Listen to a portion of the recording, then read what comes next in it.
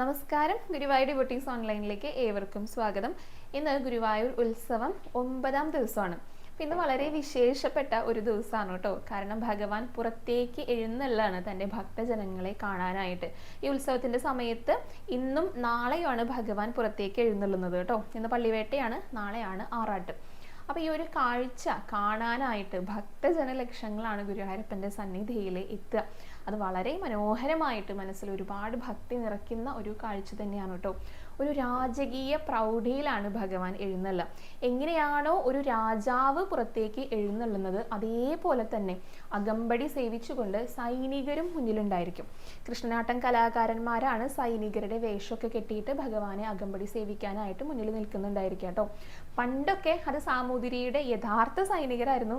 ഇപ്പൊ പക്ഷെ അങ്ങനെയില്ലല്ലോ. അതുകൊണ്ടാണ് കൃഷ്ണനാട്ടം കലാകാരന്മാര് ആ ഒരു വേഷമൊക്കെ കെട്ടിയിട്ട് ഭഗവാന്റെ മുന്നിൽ നിൽക്കുന്നത്. അപ്പോൾ ആദ്യം മേളക്കാര്, പിന്നെ ഈ സൈനികര്, പിന്നെ വിളക്ക് പിടിക്കാര്, പിന്നെയാണ് ഭഗവാൻ എഴുന്നള്ളുക.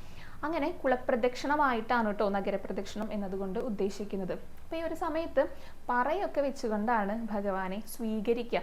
പലതരത്തിലുള്ള പറകൾ വെക്കും. അരി, നെല്ല്, നാളികേരം, ശർക്കര, അവില്, മലര്, പിന്നെ ഉണ്ണിയപ്പം, നാണയപ്പറ, അങ്ങനെ വിവിധ തരത്തിലാണ് പറ വയ്ക്കുക. അപ്പം എല്ലാവരുടെയും വീടുകളിലേക്ക് ഭഗവാൻ വന്നു എഴുന്നള്ളി എല്ലാവരുടെയും പറകൾ ഭഗവാൻ സ്വീകരിച്ചു എന്നും കൂടെ അവിടെ അർത്ഥാക്കുന്നുണ്ട് കേട്ടോ.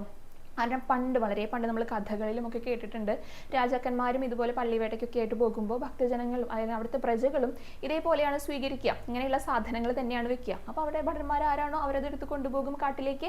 കാരണം അവിടെ അവർക്ക് എത്തിയിട്ട് ഭക്ഷണമൊക്കെ കഴിക്കണമല്ലോ. അപ്പോൾ പറയെടുക്കും. അതേപോലെ തന്നെ ദേവസ്വവും പറയെടുക്കും കേട്ടോ. അപ്പോൾ ഇന്ന് അത്രയും വളരെ വളരെ വിശേഷപ്പെട്ട ഒരു ദിവസമാണ്. അപ്പോൾ ഈ കാഴ്ചകളൊക്കെ കാണാനായിട്ട് ഭഗവാന്റെ അനുഗ്രഹം ഭഗവാനെ നേരിട്ട് കണ്ട് നേടാനായിട്ട് വേഗം ഗുരുവായൂർക്ക് പോന്നോളൂ കേട്ടോ. ഇന്ന് വൈകിട്ട് ദീപാരാധനയ്ക്ക് ശേഷമാണ് ഭഗവാൻ പുറത്തേക്ക് എഴുന്നള്ളുന്നത്. അപ്പോൾ ഒരു മനോഹരമായിട്ടുള്ള കാഴ്ച, ഭക്തി നിർഭരമായിട്ടുള്ള കാഴ്ച എല്ലാവർക്കും കാണാനായിട്ട് സാധിക്കട്ടെ. ഗുരുവായൂരപ്പൻ്റെ അനുഗ്രഹം എല്ലാവർക്കും അനുഭവിക്കാനായിട്ട് സാധിക്കട്ടെ.